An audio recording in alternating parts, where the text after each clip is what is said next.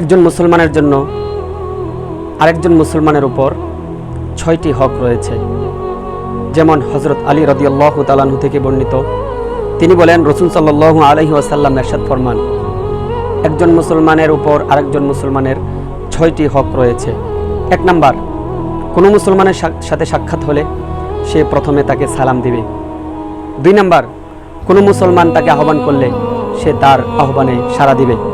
3 number, কোনো মুসলমান যদি হাসি দেয় তার হাসির জবাবে ইয়ারহামুকাল্লাহ বলে উত্তর দিবে। 4 নাম্বার, কোনো মুসলমান যদি অসুস্থ হয়, রোগাক্রান্ত হয়, তাহলে তাকে সেবা যত্ন করবে, তার ইয়াদাতুল মারিজ করবে, অসুস্থ ব্যক্তিকে দেখতে যাবে। 5 নাম্বার, কোনো মুসলমান যদি মৃত্যুবরণ করে তাহলে তার জানাজায় শরীক হবে। 6 নাম্বার, একজন মুসলমান সে তার নিজের জন্য যা পছন্দ করে অন্যের জন্যও তাই পছন্দ করবে।